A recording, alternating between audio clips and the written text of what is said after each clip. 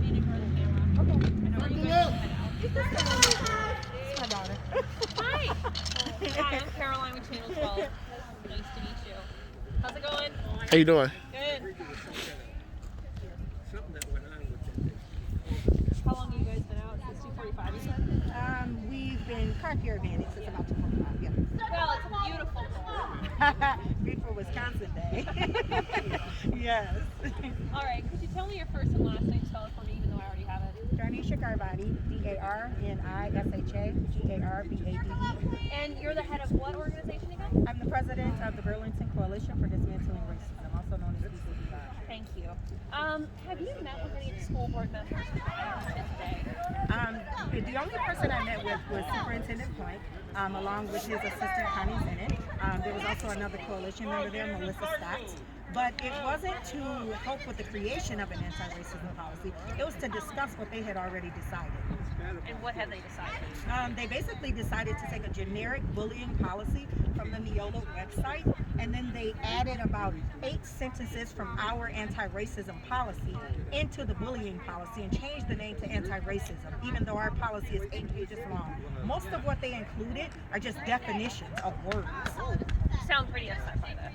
I'm definitely upset by this. The district has been promising us for 7 months now to include our voices in the creation of an anti-racism policy, and it has yet to happen.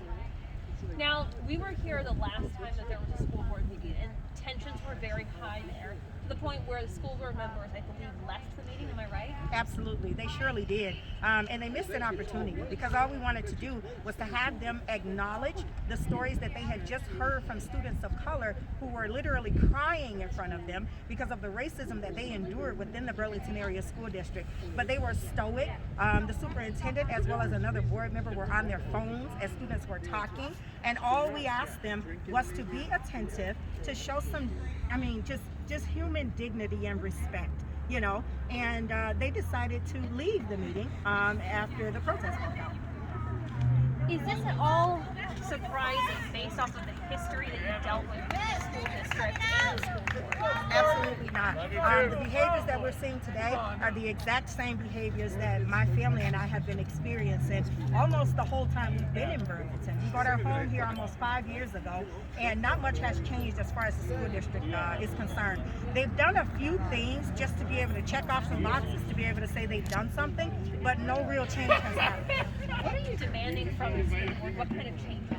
So what we want to see is we want to see the immediate implementation of an anti-racism policy that BCDR can agree on, because we represent the voices of children of color here.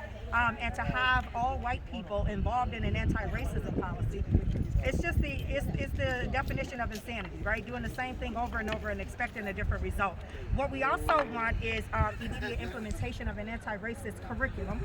We also want the school district to start denouncing every single act of racism publicly and not to hide it like they've been doing. And the last thing that we're seeking at this point is for the district to issue stricter discipline for those who choose to perpetuate racism, whether it's a staff member, an admin, or students. You've got parents here today who are obviously opposed to this going on right now. We talked to parents at the last meeting who were opposed to this. You saw them at that meeting. What would you want to say to them? What I'd like to say to those parents are, we're doing our children a disservice. Not only are you doing your own children a disservice, but you're doing our children a disservice by not wanting to see equity happen within the school district. And our country is built on white supremacy cultural norms. And the only way to change those things is to start including the voices of people of color. Was there anything I didn't ask that you wanted to say? I think that there's still hope here in Burlington. Although there are a lot of racist people here in Burlington, there's also a lot of allies, as you can see. Most of them have gone home, but if you would have seen earlier, there were so many white allies standing right there in solidarity with us.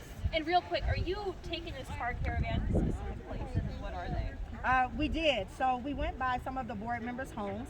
We also went by some of the schools within the public school system, and right now we're at the district location. And we want to send a message that the school board will will not take our voices away from us.